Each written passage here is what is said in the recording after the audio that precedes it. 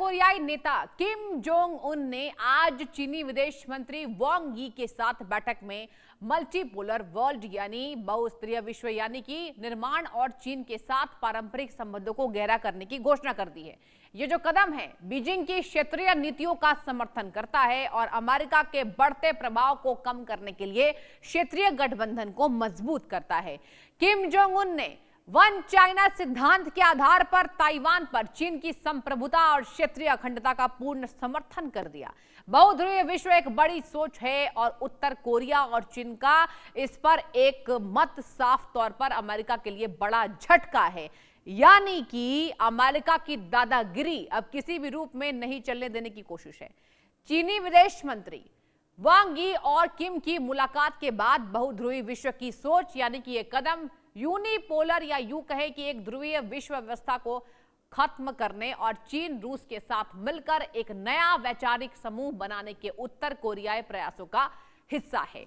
चीन और उत्तर कोरिया की यह कोशिश ऐसे समय में आई है जब उत्तर कोरिया अमेरिका के साथ बातचीत की संभावनाओं के बीच बीजिंग के साथ अपने संबंधों को और ज्यादा मजबूत कर रहा है और अमेरिका के साथ जो यहां पर परोक्ष टकराव की पटकथा भी है वो भी लिखी जा रही है। आज समझिए.com में इसी मुद्दे पर आपको हम पूरी जानकारी देने की कोशिश करेंगे।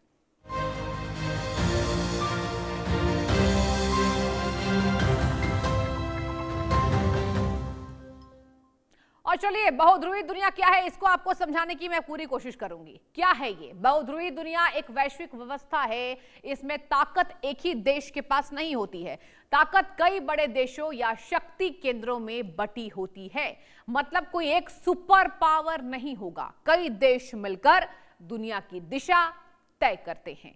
और यही जानकारी सामने आई, यही वजह है कि अब किम जोंग की जो मीटिंग है उससे तमाम यहां पर जो दुनिया में क्या स्थिति बनेगी वो आपको समझाने की बारी आ गई है। खबर क्या है दर्शकों? किम जोंग उन और चीन के विदेश मंत्री की बैठक हुई। किम ने चीन के बहुध्रुवीय विश्व प्रयासों का समर्थन किया है। किम का संकेत यह है कि दुनिया में एक देश का दबदबा खत्म हो, परोक्ष रूप से अमेरिका की ओर उनका इशारा था किम जोंग उन का। जी हां, सही समझ रहे हैं आप। किम के अनुसार कई बड़े देश मिलकर वैश्विक फैसले लेकर चीन का मानना है कि वैश्विक ताकतों में संतुलन जरूरी है। अब बयान ऐसे समय में आया जब अमेरिका चाइना के बीच तनाव चरम पर है। लगातार तनाव जो है ये बढ़ रहा है। अब बारी आती है कि चीनी विदेश मंत्री वांग 7 वर्षों में अपनी पहली उत्तर कोरियाई यात्रा पर गुरुवार को प्योंगयांग पहुंचे। वांग की उत्तर कोरिया यात्रा अमेरिकी राष्ट्रपति डोनाल्ड ट्रंप की मई में शी जिनपिंग के साथ पुनर्निर्धारित शिखर सम्मेलन के लिए बीजिंग यात्रा से पहले हुई। कुछ दक्षिण कोरियाई अधिकारियों ने उम्मीद जताई है कि ट्रंप शी की मुलाकात प्योंगयांग के साथ राजनयिक संबंध खोलने का अवसर प्रदान कर सकती है। ध्यान रखिए, किम ने अमेरिकी राष्ट्रपति ट्रंप के पहले कार्यकाल के दौरान 2019 में उनके साथ कूटनीतिक वार्ता विफल होने के बाद से अमेरिका और दक्षिण कोरिया के साथ सभी सार्थक बातचीत निलंबित कर दी है। किम ने तब से दक्षिण कोरिया के प्रति कड़ा रुख अपनाया है, जी हां, जिसे वह अब अपना सबसे बड़ा शत्रु मान बैठे हैं और बातचीत फिर से शुरू करने के अमेरिकी प्रस्ताव को खारिज करते हुए वॉशिंगटन से उत्तर कोरिया के परमाणु निरस्त्रीकरण की शर्त छोड़ने का आह्वान कर दिया है। जी हां, और अब आपको बताने की बारी आ गई है समझिए.com में कि आखिर उत्तर कोरिया की 2 दिवसीय यात्रा पर आए चीन के विदेश मंत्री वांग ने कहा कि किम और चीनी राष्ट्रपति शी जिनपिंग के बीच पिछले साल हुए शिखर सम्मेलन के बाद दोनों देशों के संबंध एक चरण में प्रवेश कर रहे हैं। नए शीत युद्ध और बहुध्रुवीय दुनिया के विचारों को अपनाते हुए किम ने अंतरराष्ट्रीय अलगाव से बाहर निकलने और संयुक्त राज्य अमेरिका के साथ टकराव में उलझी सरकारों के साथ संबंधों का विस्तार करके अधिक मुखर विदेश नीति को मार्ग बढ़ाने की कोशिश कर दी है। अब हालांकि हाल के वर्षों में रशिया किम की विदेश नीति की सर्वोच्च प्राथमिकता रहा है, जिसने यूक्रेन के खिलाफ युद्ध में समर्थन देने के लिए हजारों सैनिक और हथियारों की बड़ी खेप भेजी है। वहीं चीन के साथ भी घनिष्ठ संबंध अपने मजबूत कर रहा है, जो उत्तर कोरिया का पारंपरिक मुख्य सहयोगी और आर्थिक जीवन रेखा है। अब उत्तर कोरिया ने साफ तौर पर चाइना के बहुध्रुवीय प्रयासों को समर्थन दे दिया है। कुछ और जानकारी आपको हम देना चाहेंगे। अब देखिए दर्शकों, बात यह आ रही है कि बयान क्यों अहम है। चीन को मिला नॉर्थ कोरिया का साथ, ये हमने आपको पहले बता दिया। अब एशिया में नया पावर समीकरण बन रहा है, इसको भी आपको समझाना पड़ेगा। अमेरिका के लिए रणनीतिक चुनौती, चीन को भी रूस का साथ मिलेगा। और देखिए अभी जो लड़ाई चल रही है उसमें कहा जा रहा है कि अमेरिका की घोर निंदा चाइना और रशिया करता नजर आया। चलिए, जब हम बहुध्रुवीय देश की बात करते हैं तो यहां ध्रुव का मतलब शक्ति का केंद्र यानी पावर सेंटर है, यानी ऐसा देश जो राजनीति, अर्थव्यवस्था, सेना और कूटनीति में बहुत अधिक प्रभाव अपना रखता है। आज बड़ी ताकत वाले कई देश हैं। चीन का मानना है कि आज कोई एक सुपर पावर नहीं है, इसलिए सबको मिलकर नियम तय करना चाहिए। कुछ ताकतवर शक्ति केंद्रों की बात करें तो आपको बता देते हैं दुनिया के शक्ति केंद्र कौन कौन से हैं, ये भी जरा ध्यान से सुनिए। America, China, Russia, Bharat, European Union, Quad America, Bharat, Japan, Australia, BRICS यानी कि Brazil, Russia, Bharat, China, South Africa, अन्य शक्ति केंद्र इसमें मौजूद है। अब आपको बताते हैं कि बहुध्रुवीय स्थिति क्यों। चीन अपनी नीति चला रहा है, रूस अपना अलग स्टैंड लेता नजर आ रहा है, और हमारे देश यानी अगर हम भारत की आपको बताएं तो न्यूट्रल पावर बन रहा है। यूरोप अलग निर्णय लेता नजर आ रहा है। ये तमाम देशों की अलग अलग रणनीति आपको हम बता रहे हैं। जहां यूरोप की बात करें तो यूरोप अलग निर्णय लेते नजर आ रहा है। क्यों बन रही है बहुध्रुवीय दुनिया, ये भी आपको समझाना है। देखिए, अमेरिका के पास अगर बात की जाए दर्शकों तो सैन्य प्लस टेक्नोलॉजी ताकत है। चाइना के पास क्या है? मैन्युफैक्चरिंग प्लस अर्थव्यवस्था का ताकत। रशिया पर आते हैं, रशिया के पास क्या है? सैन्य प्लस ऊर्जा ताकत। यूरोपीय संघ के पास व्यापार है, नियम ताकत है। भारत के पास क्या है? जनसंख्या प्लस रणनीतिक और उभरती अर्थव्यवस्था। अमेरिका की ग्लोबल पॉलिसी भूमिका में कमी है, जी हां, जहां क्षेत्रीय संगठनों का बढ़ता प्रभाव लगातार यहां पर नजर आ रहा है। अब आपको बताते हैं कि बहुध्रुवीय दुनिया की खासियत क्या है, आखिर ये क्यों खास है और इसकी चर्चा क्यों तेज हो गई है। बता दें आपको, कई देशों का प्रभाव यानी कि गठबंधन बदलते और यहां पर रहते हैं। अब व्यापार और राजनीति की बात की जाए तो व्यापार और राजनीति में इसका अलग एक परिणाम निकलकर सामने आता है। यहां प्रतिस्पर्धा देखी जाती है, छोटे देशों की भी इसमें अहम भूमिका होती है, जहां पर छोटे जो देश हैं वो भी निर्णायक फॉर्म में रहते हैं। बैलेंस ऑफ पावर दर्शकों बना रहता है, कोई बस बनकर अपनी नीति नहीं थोपता, सबके हित का इसमें ध्यान रखना आवश्यक हो जाता है, यानी कि आपको सभी को लेकर साथ चलाना है। और यही वजह है कि ये जो चर्चा सामने आई, अब उसमें अमेरिका को परेशानी जरूर हो रही होगी, क्योंकि यहां पर साफ तौर पर यह है कि कोई एक देश पावर सेंटर नहीं होना चाहिए। अब आज की स्थिति को लेकर कई एक्सपर्ट्स ये मानते हैं कि आज की दुनिया धीरे धीरे बहुध्रुवीय बन रही है, क्योंकि कई देश वैश्विक राजनीति और अर्थव्यवस्था में महत्वपूर्ण भूमिका निभा रहे हैं। बहुध्रुवीय दुनिया के स्तंभ को अब आपको समझाते हैं। जी हां, आर्थिक शक्ति अब केवल डॉलर का राज नहीं, बल्कि युआन, यूरो और स्थानीय मुद्राओं में भी व्यापार संभव है। सैन्य संतुलन, तकनीक और मिसाइल क्षमताएं अब कई देशों के पास हैं, जिनमें कोई एक देश हमला करने से पहले 100 बार सोचेगा और सोचता भी है। आगे बढ़ेंगे। नए संगठन यूएन के अलावा अब ब्रिक्स, एससीओ और G20 जैसे मंच अधिक प्रभावशाली तौर पर भूमिका निभा रहे हैं। रणनीतिक स्वायत्तता, भारत जैसे देश अपनी विदेश नीति खुद तय करते हैं, न कि किसी गुट का हिस्सा बनकर। विदेश नीति खुद ही तय करता है भारत, और ना ही इसमें कोई गुटबाजी होती है। अब आपको बताते हैं कि दुनिया के पावर सिस्टम का विकास कैसे हुआ, क्रम क्या है, इसे आपको समझाते हैं। वर्ष 1945 से 1951, ध्रुवीकरण दुनिया, अमेरिका वर्सेस सोवियत संघ, ये आपको समझना चाहिए। देखिए, 1951 से लेकर यहां बताया जा रहा है 1991 से लेकर 2010 क्या स्थिति थी।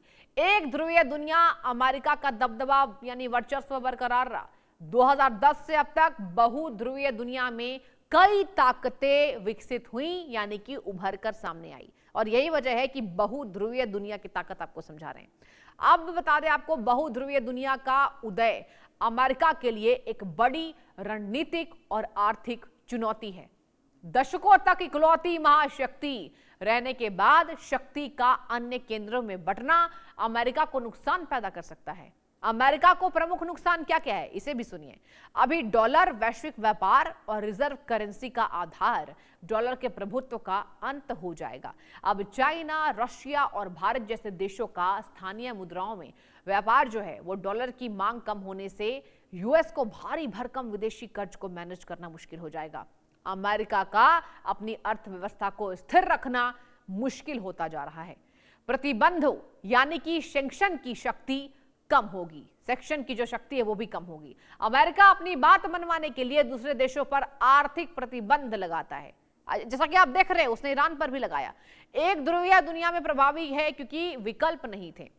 अब प्रतिबंध पर देश ब्रिक्स या चीन के साथ व्यापार करके प्रतिबंध को बेअसर कर सकता है।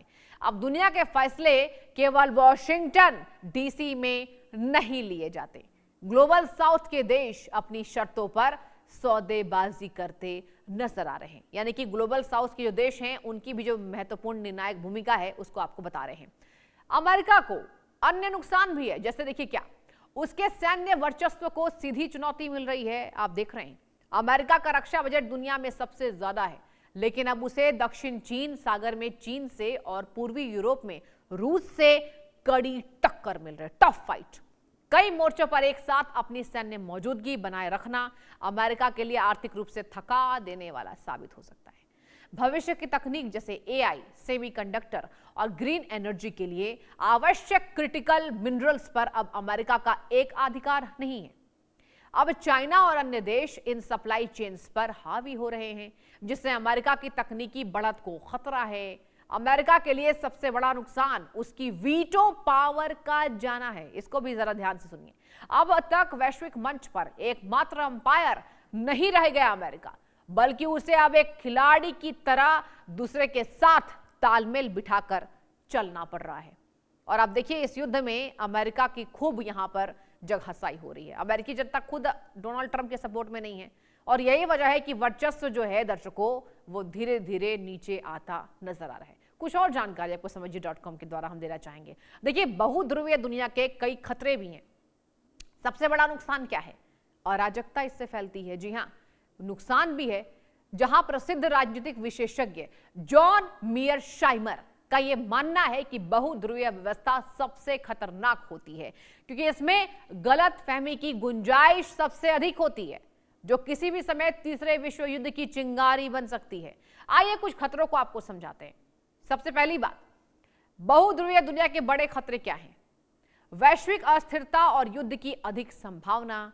पहले वैश्विक पुलिसकर्मी यानी कि अमेरिका से छोटे देशों के बीच बड़े युद्ध की हिम्मत कम होती थी।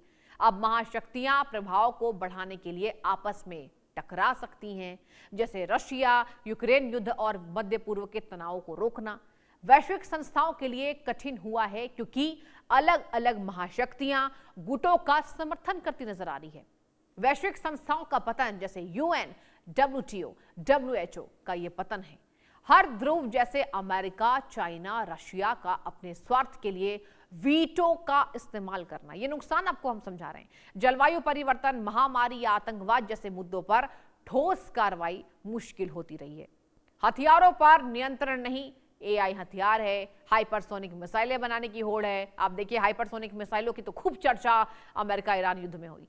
पैसा जन कल्याण के बजाय रक्षा बजट में खर्च होने लगता है और इधर से ही फैलती है जो हमने आपको पहले ही जिक्र किया, अराजकता। चलिए आगे बढ़ेंगे, कुछ और जानकारी आपको हम देना चाहेंगे। इसके अलावा आर्थिक विखंडन का भी खतरा होता है, इसको भी जरा समझिए। एक ध्रुवीय दुनिया में वैश्वीकरण चरम पर था क्योंकि नियम एक जैसे थे। बहुध्रुवीय में दुनिया अलग अलग आर्थिक गुटों में बंट सकती है, जैसे एक तरफ डॉलर आधारित ब्लॉक, दूसरी तरफ युआन आधारित। इनमें अंतरराष्ट्रीय व्यापार जटिल हो जाएगा, सप्लाई चेन बाधित होगी और ऑब्वियस सी बात है, और आम उपभोक्ता के लिए जैसी महंगी हो सकती है। साथ ही इसमें प्रॉक्सी वार का उदय होता है। महाशक्तियां सीधे लड़ने के बजाय छोटे छोटे देशों की जमीन पर अपनी लड़ाई लड़ती हैं। ग्रे युद्ध जैसे हालात हो जाएंगे। अलग अलग गुटों को अलग अलग महाशक्तियों से हथियार और पैसा मिलेगा इसमें, जिससे छोटे देशों में शांति कभी स्थापित नहीं हो सकती है। ये तमाम नुकसान हैं। इसके साथ शांति स्थापित नहीं हो पाती, जैसे सीरिया या लीबिया के हालात को आप देख लीजिए। क्या हालात है सीरिया में। सीरिया में लगातार बदहाली है और यही हालात ये बताते हैं कि इसका कितना बड़ा नुकसान है। अब बहुध्रुवीय व्यवस्था से किसे फायदा होगा, इसे भी आपको बताते हैं। देखिए, रशिया, चीन, उत्तर कोरिया जैसे देशों की मजबूत तिकड़ी बन सकती है। कुछ खास देशों और समूहों के लिए एक सुनहरा अवसर यह है, जैसे भारत जैसे उभरते हुए देश सबसे बड़ा विजेता बनकर उभरा है। भारत को अब किसी एक गुट को चुनने की मजबूरी नहीं है, अपने हितों के आधार पर संबंध वो रख सकता है। भारत अब ग्लोबल साउथ की आवाज बनकर उभर चुका है। भारत की सौदेबाजी की शक्ति बढ़ गई है। ग्लोबल साउथ के देश अब महाशक्तियों के मोहरे के रूप में इस्तेमाल नहीं कर सकते हैं और यही वजह है कि हम आपको बता रहे हैं कि भारत की इसमें कितनी अधिक कैपेबिलिटी बढ़ी है। इसके अलावा अब विकल्पों की अधिकता हो चुकी है। अगर अमेरिका मदद नहीं करता तो छोटे देश जैसे चाइना, भारत या खाड़ी देशों के पास जा सकते हैं। साथ ही निवेश के लिए अब इन देशों के पास कई प्रतिस्पर्धी मौजूद हैं, जिससे इन्हें बेहतर शर्तें और बुनियादी ढांचा मिल रहा है। अब दुनिया केवल संयुक्त राष्ट्र के भरोसे नहीं है, इसको ध्यान से सुनिए, बल्कि ब्रिक्स और एससीओ जैसे संगठनों की ताकत बढ़ रही है, जिसमें पश्चिमी देशों का प्रभाव जो है वो कम हो रहा है।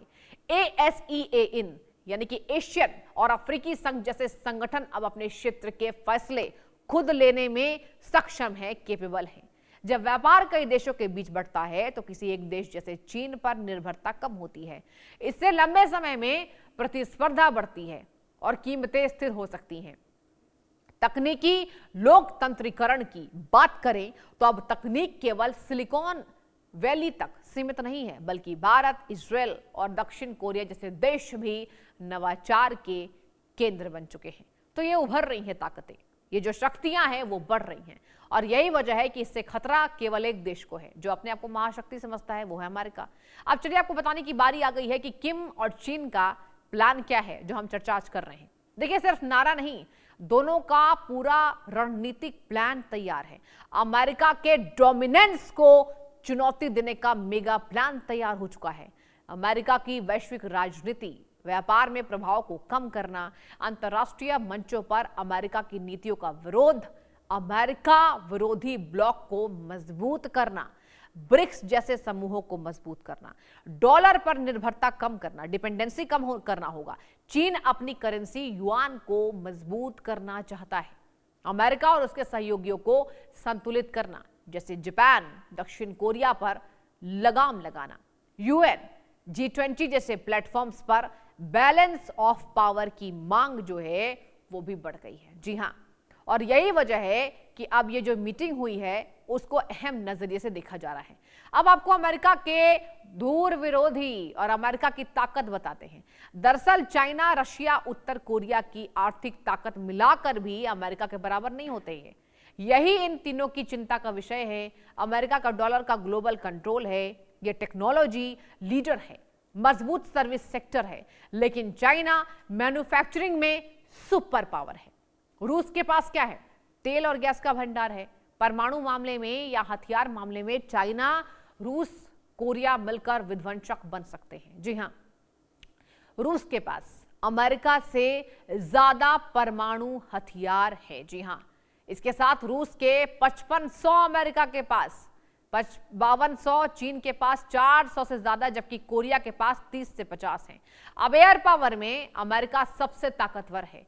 ग्लोबल प्रभाव में अमेरिका आगे है और उसके इसी प्रभुत्व को चाइना, उत्तर कोरिया खत्म करना चाहते हैं।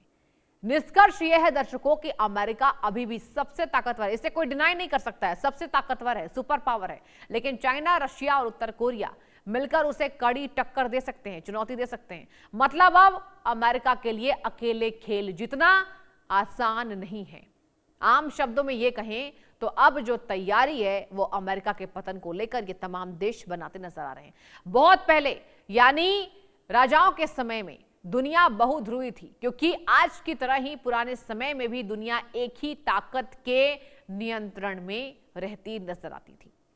अब देखिए, यहां पर बात की जाए तो पहले नियंत्रण में दुनिया नहीं थी, बल्कि कई बड़े साम्राज्य अलग अलग क्षेत्रों में शक्तिशाली थे। यह स्थिति बहुध्रुवीय कहलाती है। पहले हर साम्राज्य का अपना शासक था, अपनी सेना, अपनी अर्थव्यवस्था थी, एक दूसरे से प्रतिस्पर्धा और युद्ध होता था। एक ही समय में कई शक्तिशाली साम्राज्य थे। उदाहरण के तौर पर भारत में अशोक का मौर्य साम्राज्य यूरोप में, और इसके साथ ही बात की जाए तो ऑगस्टस का रोमन साम्राज्य था। तो चाइना में बात की जाए, चाइना की अगर बात करें तो किंग शी हुआंग शासन था। यह तमाम शासनों का नाम आपको बता रहे ताकि आपको याद आ जाए कि आखिर पहले किस तरीके से यहां पर नियंत्रण होते थे। तीनों अपने क्षेत्रों में सुपर पावर थे, लेकिन कोई एक पूरी दुनिया को कंट्रोल नहीं करता था, जैसे कि आज अमेरिका करता है। चीन, कोरिया अमेरिका की इसी दादागिरी पर लगाम लगाने की तैयारी कर रहे हैं। और अब ये जो तैयारी है वो कितनी आगे बढ़ेगी, ये तमाम मीटिंग्स में फैसले हो रहे हैं। देखने वाली बात होगी कि आखिर अब चाइना अमेरिका को यहां पर कंट्रोल करने में क्या आगे निकल पाता है, या चाइना की जो स्थिति है अब तक जो है अमेरिका से वो पीछे यही बरकरार रहती है। और अब इसी तरीके से यहां पर बता दें आपको, जिस तरीके से ये जो सुपर पावर बनाने की होड़ है, सुपर पावर बनने की होड़ है, ये होड़ में अमेरिका को क्या पीछे छोड़ पाएंगे ये तमाम कंट्रीज। आज समझिए.com में हमने आपको बारीकी से एक एक करके जानकारी दी कि आखिर क्यों सुपर पावर के नाम पर अमेरिका का जो दबदबा था अब ये खत्म होने के कगार पर है। और अब देखने वाली बात होगी इन तमाम कंट्रीज के साथ जो बैठकें हो रही हैं, चाइना की और उत्तर कोरिया के, ये कितनी सफल होती है। समझिए.com में आज के लिए इतना ही। आप बने रहिए इंडिया न्यूज के साथ। नमस्कार।